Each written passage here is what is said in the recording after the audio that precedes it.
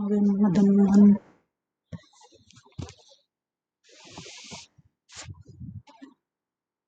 What is comprehension?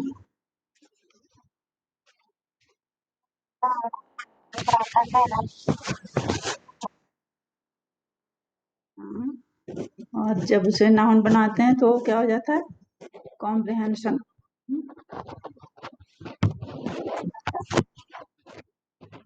हमने उस दिन जो बताया था कि it is difficult to define the comprehension. Why? Comprehension means understanding what is heard और read. It is therefore a language activity. Comprehension is different from remembering. Comprehension is not about defining words or repeating sentences. Comprehension involves creation of a coherent and integrated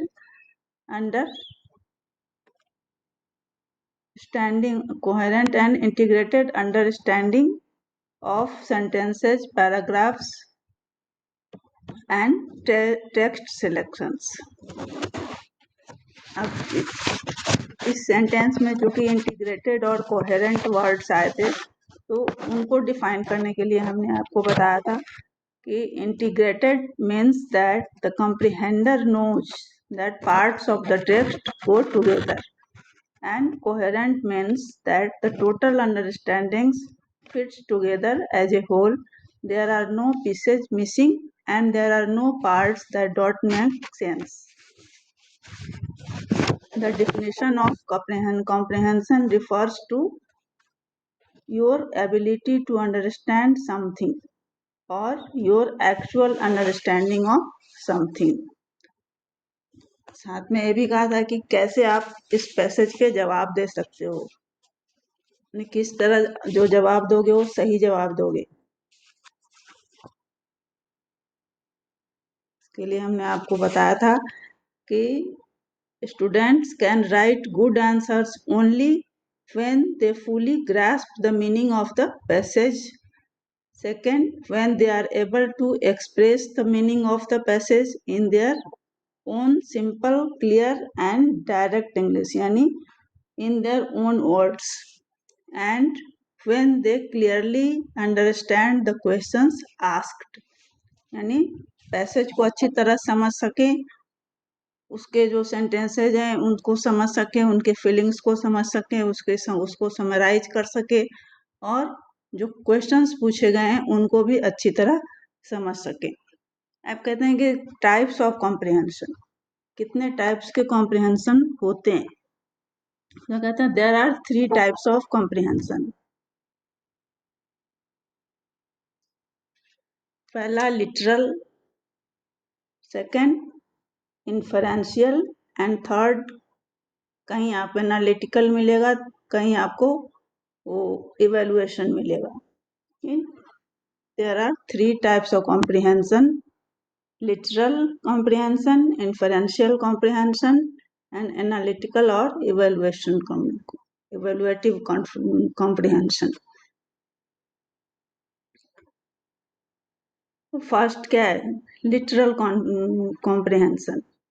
तो literal comprehension में क्या कौन सा आएगा? कहते हैं readers make meaning through literal comprehension. We demonstrate understanding of what we have read by retelling and summarising in our own words what has been made explicit the facts.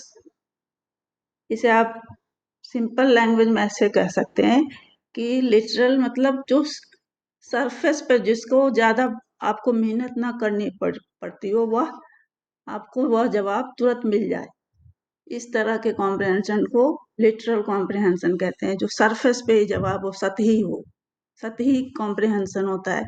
मान लो हमने आपको एक एग्जाम्पल देते हैं कि ये आप हिंदी में ही ले लो कि हमारा देश 1947 में स्वतंत्र हुआ, और क्वेश्चन आपसे पूछते हैं कि हमारा देश कब स्वतंत्र हुआ, तो इसका जवाब आप तुरंत दे दोगे कि नहीं? इसके जवाब ढूंढने ही नहीं पड़ेंगे आपको, जहाँ है पढ़ोगे या एक बार पढ़ोगे आपको जवाब मिल जाएगा। या जैसे व्हेन अकबर केम इंडिया या when Babur came India, Babur India कब आया था, ये जवाब पूछेंगे और तब पैसेज पढ़ना पड़ेगा आपको। तब क्या है, आपको पूरा पैसेज पढ़ना पड़ेगा और तब जवाब ढूंढना पड़ेगा। लेकिन हमने अगर पहले ही आपको बता दिया कि अकबर इस साल भारत आया था या बाबर इस साल भारत आया था, और तब आपसे क्वेश्चन कर रहे हैं कि यह कब भारत आया था, तो क्या है, आपको जवाब देने में आसानी होगी। तो उसको कहते हैं लिटरल कॉम्प्रिहेंशन, यानी जिसके जवाब ढूंढने में आपको मेहनत न करनी पड़ी। दूसरा जो इन्फरेंशियल कॉम्प्रिहेंशन है, इसमें आपको थोड़ी सी मेहनत करनी पड़ती है, यानी जो आंसर है वो हिडन होता है, इसमें छुपा होता है पैसेज के अंदर। तो इसको कह सकते हैं कि readers make meaning through inferential comprehension, we demonstrate understanding of what we have read by making inferences, interpretations and reflections about what is implicit in the text। यानी टेक्स्ट में क्या कहा गया है वो पूरा आप पढ़ोगे समझोगे, तब आप उस प्रश्न का जवाब दे पाओगे, तब उसको कहते हैं इन्फरेंशियल कॉम्प्रिहेंशन।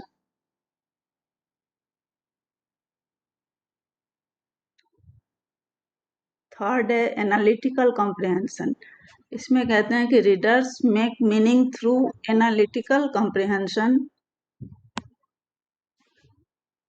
कि we see through the eyes of a writer, कि ये लिखना उस जिसने लिखा है उसने किस भाव से लिखा है, और analysing and evaluating the quality of the writing, आप उसका विश्लेषण करते हो और तब जाकर उससे कोई भाव निकलता है और उसका आपको जवाब देना होता है। इसलिए जैसे कहते हैं कि readers make meaning through analytical comprehension, we see through the eyes of a writer, analysing and evaluating the quality of the writing, we demonstrate understanding by identifying traits of good writing. In doing so, we improve our ability to write। यानी पहले में क्या है, literal, इसका में जवाब सतह पे होता है, सरफेस भी कह सकते हो आप, क्या सरफेस कॉम्प्रिहेंशन है, इसमें आपको जवाब ढूंढने में कोई मेहनत नहीं करनी पड़ती, आपका जवाब सामने ही होता है, बिल्कुल सतह पे होता है। इन्फरेंशियल में क्या है, इन्फरेंशियल में जो मीनिंग है वो थोड़ी छुपी होती, हिडन होती है, और आपको पूरा पैसेज पढ़ने के बाद उसमें से जवाब ढूंढना पड़ता है, तलाशना पड़ता है, तब आप उसको लिखते हो, आंसर देते हो। थर्ड जो है एनालिटिकल या इवेल्युएटिव जो भी है, इसमें आपको क्या करना है, पूरी इसमें कोई मोरल स्टोरी होगी, कोई ड्रामेटिकल सीन होगा, और उसके आधार पर ऐसे भी प्रश्न पूछ सकते हैं कि उसकी जगह पर आप होते तो क्या करते। यानी एक तरफ से पूरे पैसेज की एनालिसिस करनी पड़ेगी आपको और उसको इवेलुएट करना पड़ेगा, फिर आप उसका जवाब दोगे कि आप उसकी जगह पे होंगे तो क्या करते, या उसी का कोई कैरेक्टर लेके कि उसका ऐसा करना क्या सही था या गलत, सही था या गलत, आप अपना मूल्यांकन करो, तो उसमें आप अपने विचार दे सकते हो, यानी आपको अपने विचार देने होते हैं। तो इस तरह 3 टाइप के कॉम्प्रिहेंशन होते हैं, और 3 तरह के यानी पैसेज जो दिए जाएंगे वो आपको जरूरी नहीं है बिल्कुल सिंपल हो, वो किसी भी सब्जेक्ट से लिए जा सकते हैं, और कहीं कहीं वो रोज की तरह होते हैं, कहीं वो ड्रामा या इसकी स्टोरी भी होती है, और उसके आधार पर क्वेश्चंस पूछे जाते हैं जिनके आपको आंसर देने होते हैं। तो ये तो हो गया व्हाट इज कॉम्प्रिहेंशन एंड कितने टाइप्स के कॉम्प्रिहेंशन होते हैं। जैसे अब सिलेबस में क्या है, बैकग्राउंड, ये बैकग्राउंड करें, फैक्टर्स अफेक्टिंग द कॉम्प्रिहेंशन, ये कौन कौन से फैक्टर्स हैं जो कॉम्प्रिहेंशन को अफेक्ट करते हैं।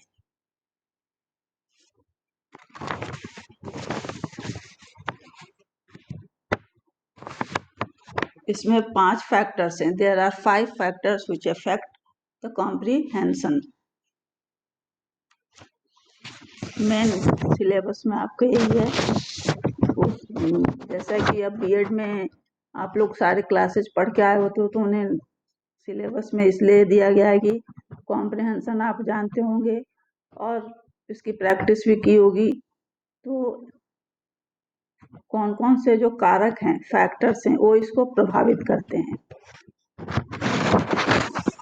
तो कहते हैं कि reading comprehension is a complex process in which many other skills are used.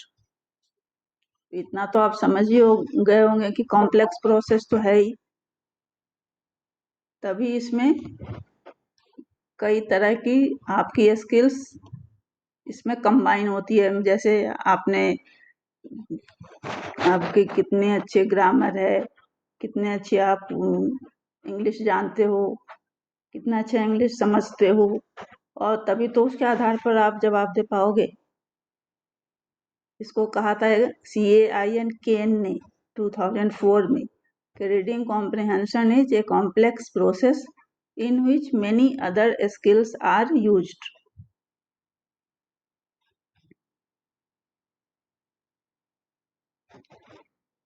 कहते हैं many factors are involved which affect this reading comprehension process, and these factors are related to the text, context, work and the reader.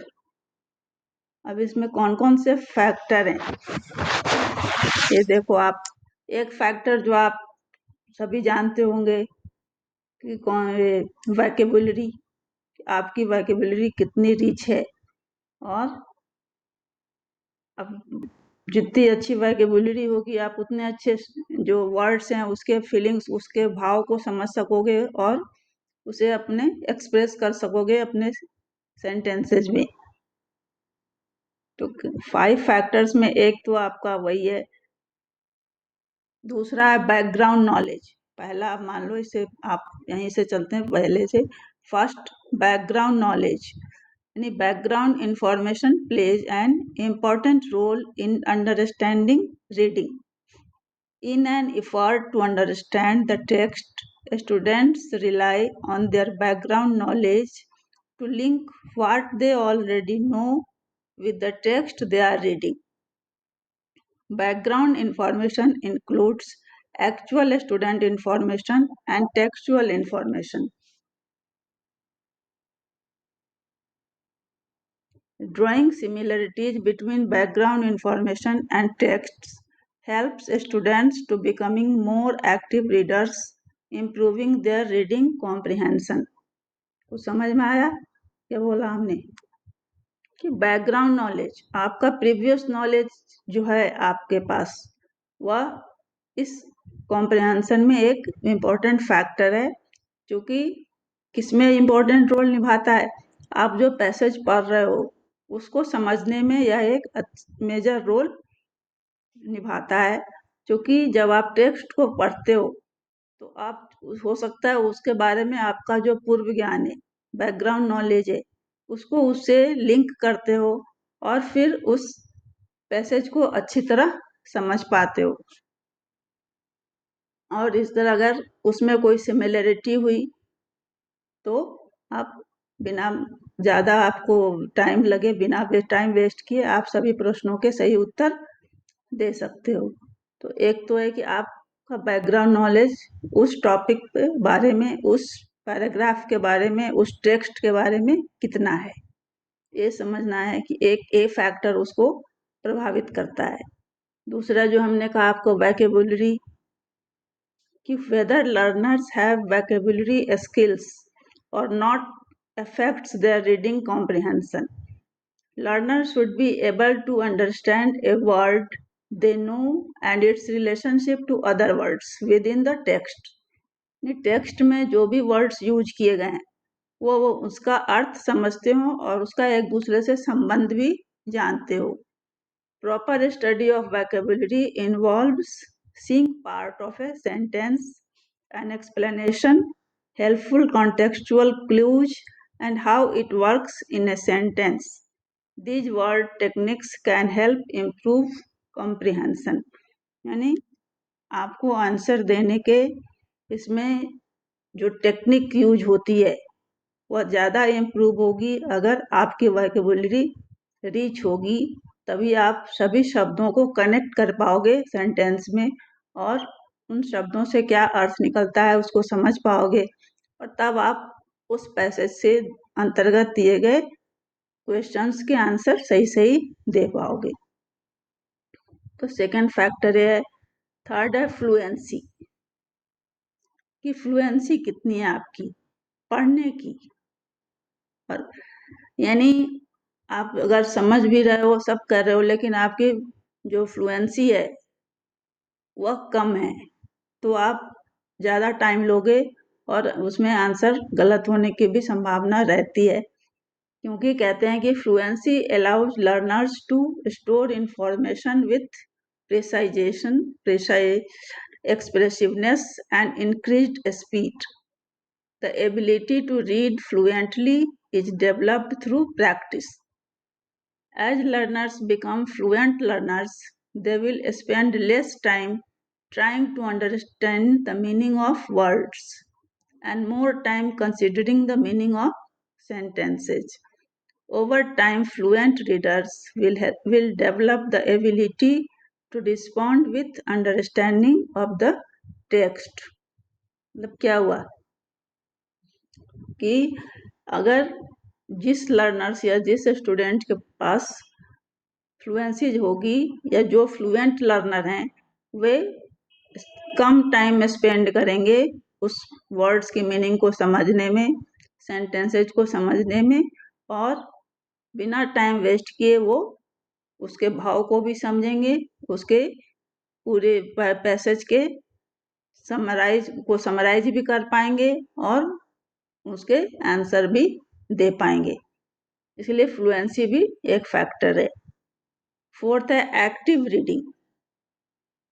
The beginners often rely on skilled students to guide them through the text.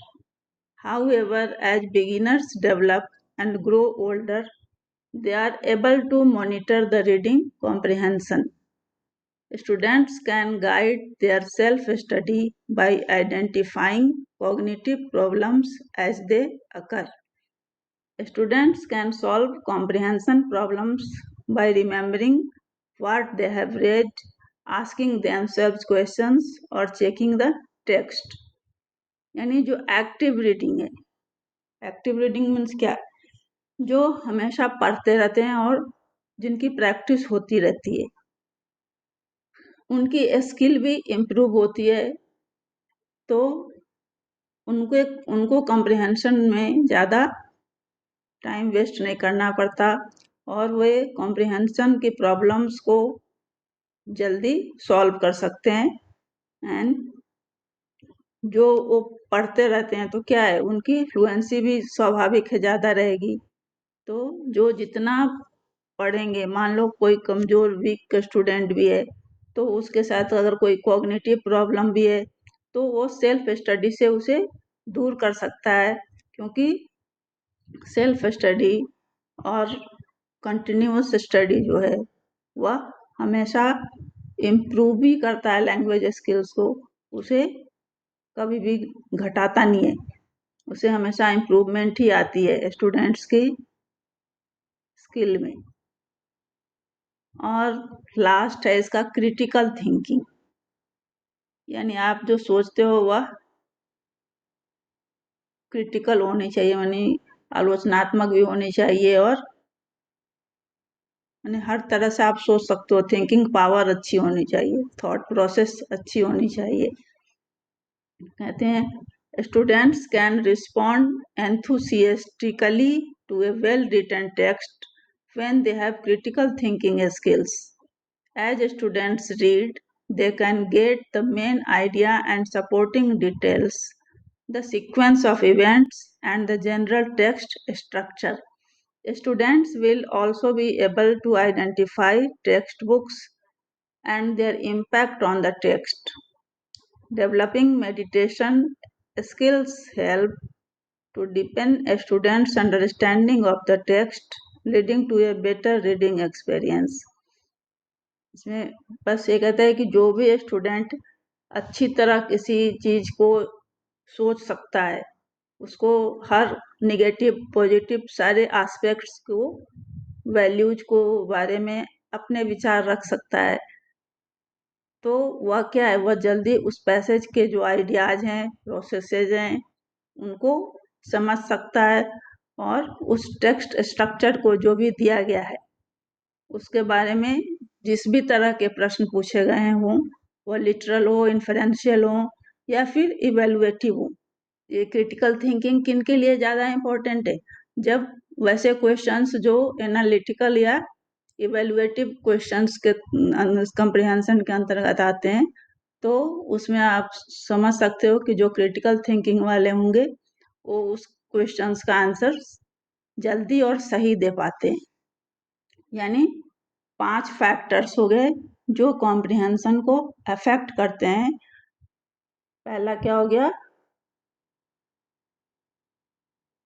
Background knowledge, यानी आपका previous knowledge कितना है, आप उसके बारे में कितना पहले से जानते हो, ताकि आप उस पैसेज में दिए गए जो भी पैराग्राफ है, उस पैसेज में जो भी भाव हैं, जो भी टॉपिक है, उसको अच्छी तरह समझ सको और अपने प्रीवियस नॉलेज से, बैकग्राउंड नॉलेज से उसको लिंक कर सको और उसे समझते हुए दिए गए क्वेश्चंस के आंसर जल्दी और सही दे सको। दूसरा, वोकेबुलरी की, ये भी कंप्रिहेंशन को प्रभावित करता है कि यदि आपके पास शब्द कोश कम है, सीमित मात्रा में है आपका शब्दकोश, लेकिन अगर आपकी वोकेबुलरी रिच है, यानी आपके पास ज़्यादा वर्ड्स के भंडार है, तो क्या है, आप उन वर्ड्स को अच्छी तरह समझ सकोगे और उस वर्ड्स का दूसरे वर्ड से क्या रिलेशन है, सेंटेंस में उसकी क्या उपयुक्तता है, उसको समझते हुए आप जल्दी और सही उत्तर दे पाओगे या उससे आपको सहायता मिलेगी क्वेश्चंस के आंसर देने में। थर्ड क्या कहा? फ्लुएंसी।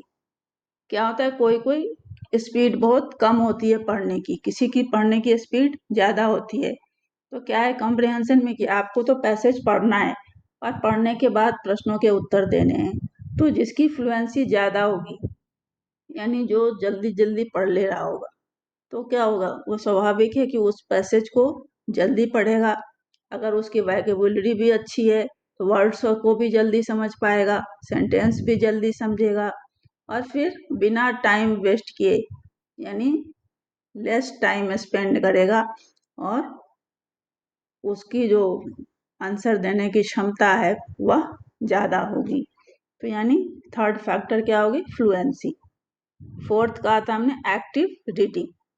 एक्टिव रीडिंग यानी जो स्टूडेंट या जो लर्नर कंटिन्यूअस पढ़ता है या फिर रेगुलर पढ़ता है, मान लो कंटिन्यूअस क्या कहूँ, रेगुलर पढ़ता है, और तो उसके जो कॉग्निटिव प्रोसेस है वह अगर चलती रहती है कंटिन्यूअस, यानी जो कॉग्निटिव, जब भी हम वर्ड यूज करें तो समझ लो ब्रेन से रिलेटेड वर्ड्स, कि कॉग्निटिव हमेशा ब्रेन से, उसका संज्ञानात्मक विकास कॉग्निटिव की होती है, संज्ञानात्मक हिंदी होती है, कि उसका संज्ञानात्मक विकास होता रहता है और इस तरह उसकी जो लैंग्वेज स्किल है उसमें भी इम्प्रूवमेंट होती रहती है। तो एक्टिव रीडिंग से भी इसमें सहायता मिलती है कॉम्प्रिहेंशन में इम्प्रूवमेंट, यानी उसके आंसर देने में स्टूडेंट्स इम्प्रूवमेंट होती है, इसमें प्रैक्टिस की भी आवश्यकता होती है। और लास्ट क्या था? क्रिटिकल थिंकिंग, यानी जिसमें सोचने की शक्ति, जिसमें इसमें भी कॉग्निटिव बात आ सकती है कि जिसमें कॉग्निटिव पावर ज़्यादा है, क्षमता, एबिलिटी ज़्यादा है और वह सोचने में की क्षमता भी ज़्यादा है। नेगेटिव जो भी पैसेज है, जिस तरह के भी हैं, प्रोज हैं, पोइट्री है या फिर वो ड्रामा है, स्टोरी है, किसी से भी आ सकता है पैसेज, तो उस पैसेज को पढ़कर उसके नेगेटिव पॉजिटिव एस्पेक्ट्स को समझकर और उसके अर्थ समझ पाए और कम समय में उस पैसेज के से दिए गए जो प्रॉब्लम्स हैं उसको सॉल्व कर सके। इस तरह कितने फैक्टर्स हो गए? 5 हो गए ना? कुछ समझ में आया नहीं आया ये बताओ? कॉम्प्रिहेंशन का भी यूज प्रैक्टिस किए है इसकी?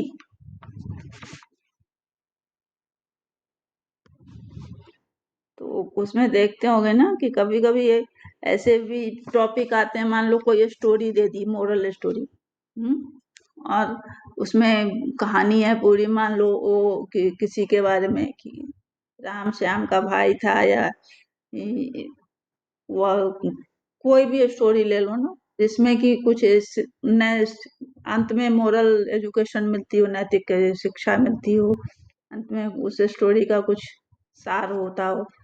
फिर अब अगर आप स्टोरी से क्वेश्चंस पूछेंगे, तो अगर इसमें सीधा सीधा पूछता है कि हाँ श्याम किसका भाई था, तो क्या करोगे? आप तुरंत बता दोगे राम का। तो ये कौन सा कॉम्प्रिहेंशन हो गया? लिटरल। क्योंकि इसमें आपको कहीं भी मेहनत नहीं करनी पड़ी। अगर इसको थोड़ा सा उलझा देंगे हम, मान लो जैसे हमने ये स्वतंत्रता के बारे में हमने 1947 कह दिया, अगर हमने हमने ये पूछ दिया कि किस सदी में किस में मिली थी, तब क्या कहोगे? अभी हाँ इन्फ्लुएंशियल हो जाएगा, क्योंकि 19वीं 20वीं 21वीं ऐसी सदी चलती है ना, तो थोड़ा सा उसको उलझा दिया, तो उसमें से आपको ढूंढना है, यानी जो मीनिंग है, जो एक्सट्रैक्ट करनी है आपको, जो मीनिंग एक्सट्रैक्ट करनी है वह हिडन पैसेज से, हिडन है वो उसमें, उस पैसेज में छुपा हुआ है, उसमें से आपको उसे निकालना है, तो वह इन्फरेंशियल कॉम्प्रिहेंशन कहलाएगा। और इसके बाद भी अगर सारे आपने उसे पढ़ लिया, लेकिन जो प्रश्न है वो उसके अंदर है नहीं उसका उत्तर, वह पूछ रहा है कि अगर आप मान लो किसी कोई उसमें ऐसा है जिसने कुछ अच्छा काम किया, कोई अच्छा है जो नेगेटिव मैंने उसके उल्टा अपोजिट काम करता है, और उसमें से आपको किसी की भूमिका अच्छी लग रही है, किसी की नहीं लग रही है, तो इसमें ऐसे प्रश्न भी आ सकते हैं कि अगर आप राम की जगह होते तो आप क्या करते, या फिर राम ने ऐसा किया तो यह क्या सही था। तो इस तरह के क्वेश्चंस आते हैं, इसके उत्तर पैसेज में तो होते नहीं है, ये किसे देना होगा? आपको अपने अपनी ओर से देना होगा ना। तो इस तरह के जो क्वेश्चन आएंगे वो एनालिटिकल या फिर इवेल्युएटिव कॉम्प्रिहेंशन के अंतर्गत आता है, यानी तीनों टाइप के क्वेश्चंस आ सकते हैं उसके अंतर्गत। और कॉम्प्रिहेंशन तो को पता ही है कि एक पैसेज होता है, वो अनसीन पैसेज बोलते हैं, लेकिन वो कभी कभी ऐसा भी होता है जो आप पढ़े हुए होते हैं पहले से कहीं ना कहीं, और उसी के अंदर से क्वेश्चंस के आंसर देने होते हैं। और फैक्टर्स बता दिया जो आपके सिलेबस में है कि फैक्टर्स कौन कौन से हैं जो इसको प्रभावित करते हैं। तो 5 फैक्टर्स हैं इसके: बैकग्राउंड नॉलेज, वोकैबुलरी, थर्ड क्या बोला हमने, fluency, fourth actual reading, active reading, और फिफ्थ क्रिटिकल थिंकिंग। इसमें और कुछ आपको जानना ही नहीं है। ये द्वारिका प्रसाद जोशी इस समय क्या करने आता था, पूरी बात पढ़ा दी उन्हें। द्वारिका इतनी लेट से क्यों आते हो?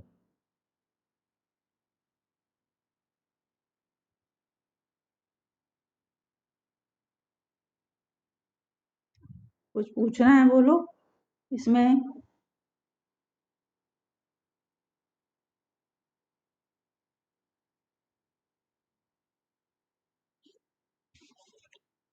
यानी वैसे तो एक लाइन में कह सकते हैं कि reading comprehension involves various factors such as background knowledge, vocabulary, fluency, active reading skills and critical thinking that must work together. यानी अगर ये पांचों चीज किसी एक स्टूडेंट में यानी सबके पॉजिटिव चीज हो किसी एक स्टूडेंट में। कभी ऐसा भी तो होता है कि किसी की बैकग्राउंड नॉलेज उस टॉपिक पे अच्छी होती है, किसी के वोकैब्युलरी अच्छी है, किसी की फ्लुएंसी अच्छी है। अगर सभी अच्छे हों तो क्या होगा, आपको इसमें बिल्कुल भी टाइम नहीं लगेगा इस पैसेज को, किसी भी पैसेज के आंसर देने में। और ये इसके लिए आपके लिए इसलिए भी इम्पोर्टेंट है कि आप जो भी कंपटीशन देने जाते हो उसमें 20-25 नंबर का ये होता ही होता है। इसीलिए आपको इसकी प्रैक्टिस करनी पड़ेगी। कहीं से भी आप कोई बुक लेके पैसेज कॉम्प्रिहेंशन की, अब क्लास चलती तो मान लो हम देते भी, ऐसे तो एग्जाम्पल्स ढूंढने पड़ेंगे आपको। एक्सरसाइजेज तो बहुत मिल जाते हैं, और जब तक आप एक्सरसाइज नहीं बनाओगे आपकी प्रैक्टिस नहीं होगी इसकी।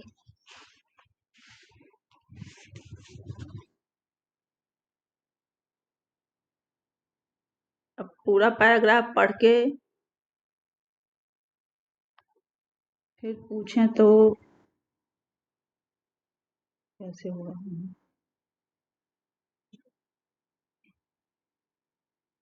किसी को आता है इसमें स्क्रीन शेयर करने?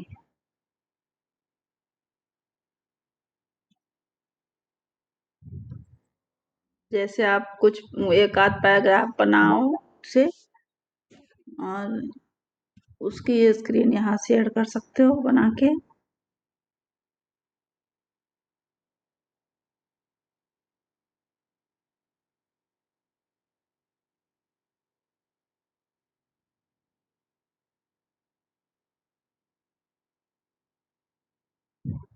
कभी कभी क्या होता है, ऐसे भी पूछते हैं जैसे कोई पूरा पैसेज का आप इसका वो समराइज करो और इसका कोई शीर्षक दो।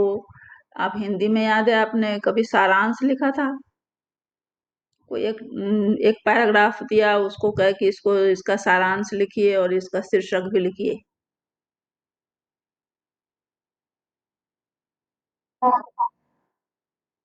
तो कभी कभी ऐसे भी दे देते हैं कि आप इसका शीर्षक क्या होगा, वो भी एनालिटिकल के अंतर्गत आता है।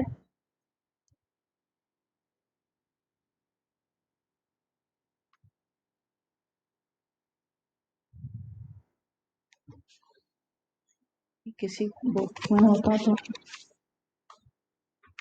क्योंकि मेन जो चीजें हैं वो तो इतनी है, बाकी इसमें कॉम्प्रिहेंशन में जो शेष है वो प्रैक्टिस है कि आप कितना प्रैक्टिस करते हो। ये तो फैक्टर्स बताने थे, वो बता दिए हमने आपको।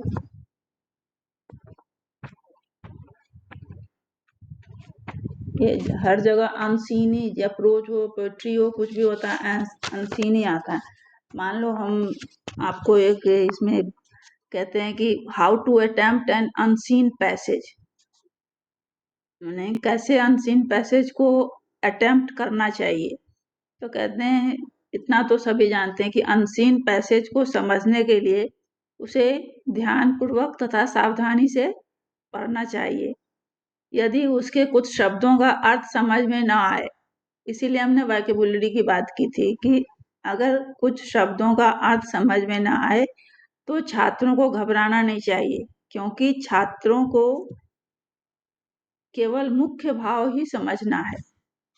यानी ये आपके लिए टिप्स है कि अगर आपके पास ऐसे वर्ड्स हैं कॉम्प्रिहेंशन में जिसके वर्ड आपको समझ में नहीं आ रहे हैं, क्योंकि ज़्यादातर इंग्लिश में ही ऐसा होता है कि वो समझ में नहीं आ रहा है, तो आप ये नहीं कि आप उसको समझने में ही रह जाओ। आप क्या करोगे, आगे बढ़ोगे और उसके आगे के जो वर्ड्स हैं उसके द्वारा उस सेंटेंस को समझने का प्रयास करोगे, और उससे भी ज़्यादा जो प्रश्न दिया गया है आप उसका उत्तर ढूंढने का प्रयास करोगे। ऐसा नहीं कि उस वर्ड को ही समझने में रह जाना, उसमें टाइम वेस्ट करने की जरूरत नहीं होती है।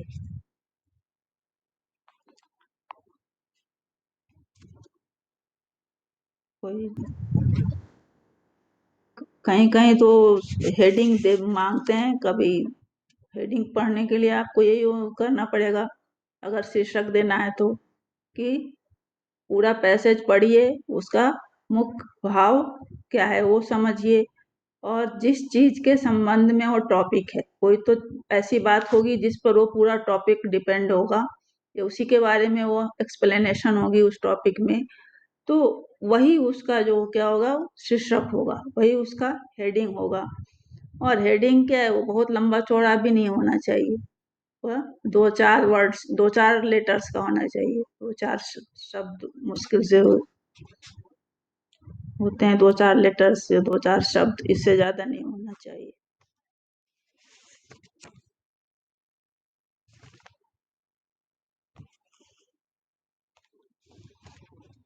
अब जैसे हम एक छोटा आपको पैसेज लिखाते भी तो आप लिख पाओगे तो भी तो आपकी एक प्रैक्टिस करा देते हैं। मान लो आप सुनो कि एक 4 लाइन का पैसेज है, मान लो, What a wonderful man was Gandhiji, after all, with his amazing and almost irreversible charm and subtle power over people. His writings and his sayings conveyed little impression of the man behind. His personality was far bigger than they would lead one to think, and his servants to India, how vast they had been. He had instilled courage and manhood in her people, and discipline and endurance, and the power of joyful sacrifice for a cause, and with all his humility, pride.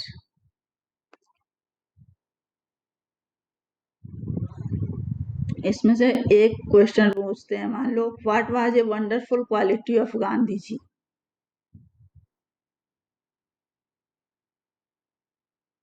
हमने क्या कहा आपको, पूरे एक sentence सुनो, फिर इसी में इसका उत्तर है, हम एक ही सेंटेंस बोलते हैं। What a wonderful man was Gandhi ji, after all, with his amazing and almost irresistible charm and subtle power over people। एक सेंटेंस बोला, और इससे आपसे क्वेश्चन पूछ रहे हैं, what was a wonderful quality of Gandhi ji.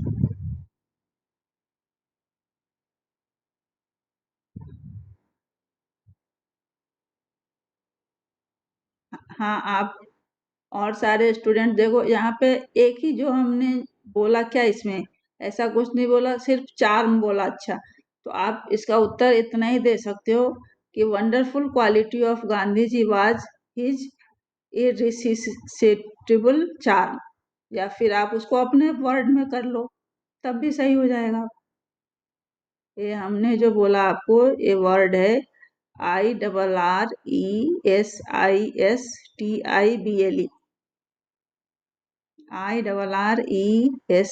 IRRESISTIBLE, इरिस्टिबल charm.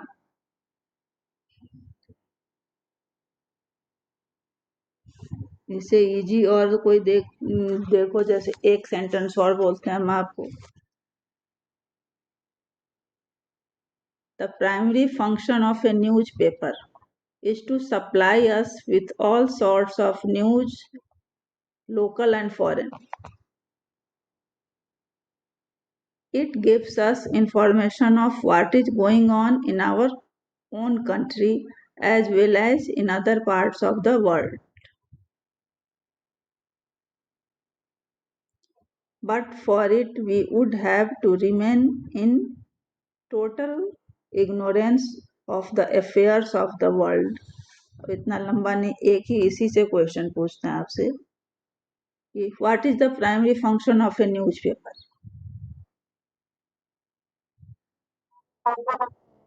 हाँ, तो इस तरह ये क्या है, बिल्कुल कौन सा कॉम्प्रिहेंशन है, लिटरल। क्योंकि ज्यादा पूरा लंबा पढ़ते हैं तो आप समझ नहीं पाओगे, अभी लिख के तो समझ लोगे, लेकिन पढ़ने पे तो आप कैसे समझोगे। तो ये जो हम जो अभी पूछ रहे हैं, बिल्कुल लिटरल वाला। फिर जैसे मान लो है A newspaper is also the best means of communication between the government of a country and its people. A newspaper is also the best means of communication between the government of a country and its people. अब इसके इसके इसी पर एक question हम पूछ सकते हैं कि what is the best means of communication between the government of a country and its people? ये पूरा तो हमने बोल ही दिया. हाँ,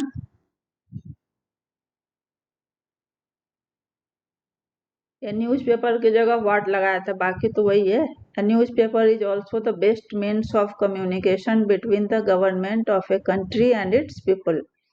हमने बोला what is the best means of communication between the government of a country and its people. हम government and its people भी बोल सकते हैं, of a country ना भी बोल के. तो इसमें क्या है, आप what की जगह न्यूज़पेपर लगा दोगे,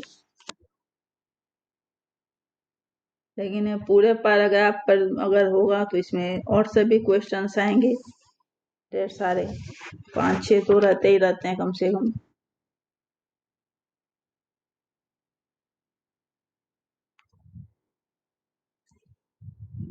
अब अपने किसी जो पढ़ते हो टीचिंग मेथड या कोई भी, उसमें से भी कोई भी पैराग्राफ लेके बना सकते हो, उससे भी बना सकते हैं हम लोग.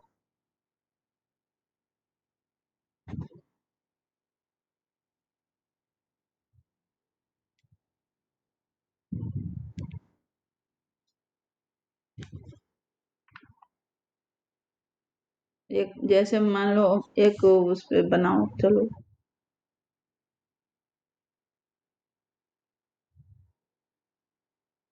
लेकिन जब तक नोट नहीं करोगे कैसे बनाओगे?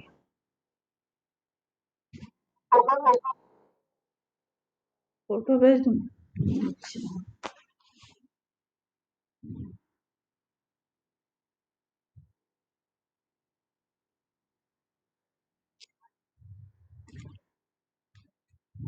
ये तुम्हें अगर ग्रामर की बुक होती ना घर में तो मिल जाती प्रैक्टिस को.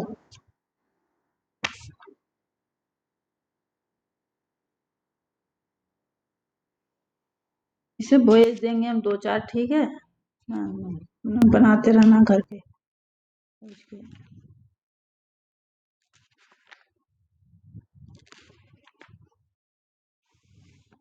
क्योंकि मैं पुरानी बुक है, इसमें भी ढूंढने पड़ते हैं मुझे.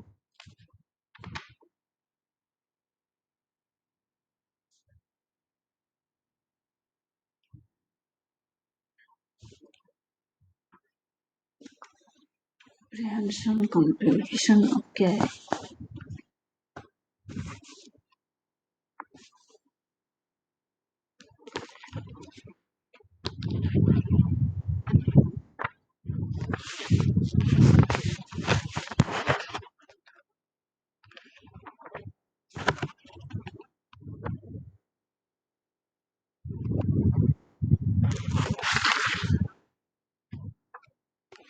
चलो इसे भेज देंगे हम, कब बाद में दे देंगे तुम्हें इसके लिए, प्रैक्टिस के लिए.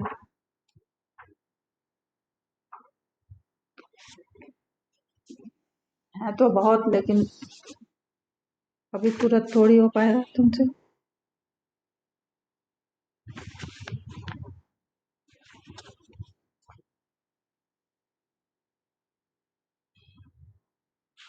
फोटो भेजनी पड़ेगी.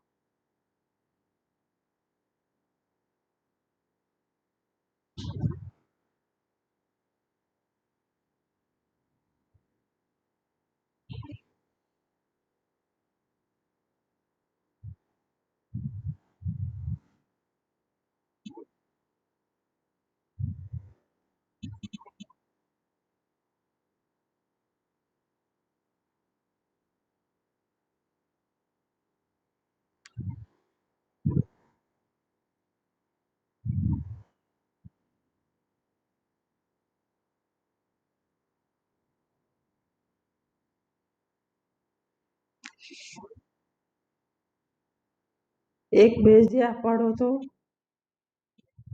लेकिन पढ़ोगे कैसे अभी?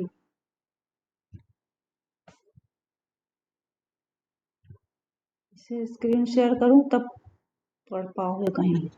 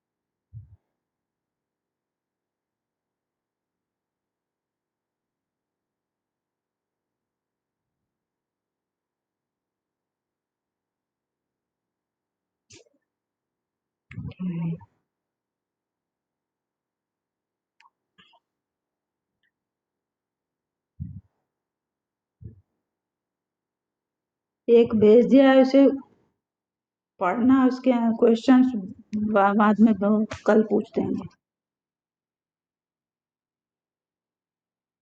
या स्क्रीन शेयर से करोगे तो होगा।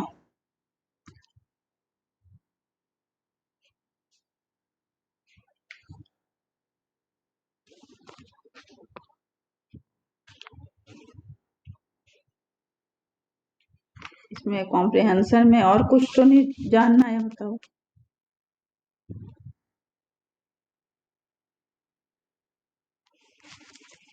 यानी इसके प्रोसेस जो है, आप क्या करोगे, पहले कोई भी किसी भी अनसीन पैसेज हो उसके लिए इम्पोर्टेंट हिंट्स जो हमने आपको दिए थे उसे एक बार और सुन लो कि read the given passage carefully 2 or 3 times till you understand clearly its subject and what is said about the subject. Subject क्या है और उसके बारे में क्या कहा जा रहा है। आस्क योर सेल्फ, अपने आप से पूछो, what is the main theme of the passage I am reading. जो मैं पढ़ रही हूँ या पढ़ रहा हूँ उसका मेन थीम क्या है उस पैसेज का। What does the author say about that subject, और जो ऑथर है उस सब्जेक्ट के बारे में क्या कहना चाह रहा है। Can I put in a few words the substance of what he says, यानी आप अपनी ओर से कुछ शब्द उसके बारे में कह सकते हो या नहीं। सेकंड बात देखिए, read carefully the questions one by one and find out whether you fully understand them. यानी पहले आप पैसेज को केयरफुली पढ़ोगे 2-3 बार, फिर उसमें ये समझने का प्रयास करोगे कि सब्जेक्ट क्या है और सब्जेक्ट के बारे में क्या कहा जा रहा है। फिर अपने आप से भी पूछना कि इस पैसेज का मेन थीम क्या है जो मैं पढ़ रहा हूँ या पढ़ रही हूँ, and what does the author says about that subject. फिर read carefully the questions one by one, जो भी प्रश्न पूछे गए हैं उसको आप केयरफुली पढ़ो और समझने का प्रयास करो। थर्ड, फिर now take up the first question and find out to which part of the passage it refers. यानी पहले क्वेश्चन को पहले आप पैसेज में खोजने की कोशिश करो, then take up the other questions, उसके बाद अदर क्वेश्चंस को ट्राई करो and find out the parts of the passage they refer to, कि कौन से पार्ट में, पैसेज के किस पार्ट में इसका आंसर छुपा हुआ है या मिल सकता है। नेक्स्ट है कि now write answers to the questions in your own words, यानी कभी भी उसकी भाषा मत यूज करो। अगर आप अपनी भाषा यूज करते हो, अपने शब्दों में उत्तर लिखने का प्रयास करोगे तो ज़्यादा सही होगा। Don't copy the language of the passage, passage की लैंग्वेज को कभी भी कॉपी नहीं करना चाहिए। आप सभी प्रश्नों के उत्तर अपनी भाषा में देने का प्रयास करोगे। और फिर कहते हैं कि revise your answer and examine them carefully to see that they are clear and complete. कि फिर अपने आंसर्स को रिवाइज करो और देखो कि कहीं कुछ छूटा तो नहीं है, ये क्लियर और कंप्लीट है या नहीं है. If an answer is too long, you must further compress it by omitting unnecessary details. अगर आपको लगता है कि आपका जो उत्तर है, आपने जो उत्तर दिया है वह ज़्यादा लंबा है, तो आप उसको फिर से जो अनावश्यक चीज़ें हैं उनको हटाकर उसे छोटा कर सकते हो, क्योंकि इसमें आंसर कभी भी लंबे नहीं दिए जाते हैं, इसके आंसर हमेशा छोटे होते हैं. और लास्ट है कि correct all mistakes in spelling, grammar, punctuation etcetera. यानी जो भी आप आंसर दे रहे हो उसकी स्पेलिंग में मिस्टेक नहीं होनी चाहिए, ग्रामेटिकली जो सेंटेंस है वो करेक्ट होने चाहिए, और जो पंक्चुएशन एटसेट्रा जो देते हैं वह सब सही स्थान पर प्रॉपर प्लेस पे होनी चाहिए. तभी आपके जो आंसर है वो सही माने जाएंगे और आपकी लैंग्वेज स्किल की भी सही सही पहचान हो पाएगी कि आप कितने स्किल्ड हो. यानी 5, 6, 7 पॉइंट है जो आप अगर ध्यान में रखोगे तो आप कॉम्प्रिहेंशन को अच्छी तरह समझ पाओगे, उसका उत्तर अच्छी तरह दे पाओगे. यानी पहली बात कि आप पैसेज केयरफुली पढ़ोगे, उसमें क्या कहना चाह रहा है उसको समझोगे, फिर आप अपने आप से भी समझोगे कि आप जो पढ़ रहे हो वो क्या है, उसका थीम क्या है.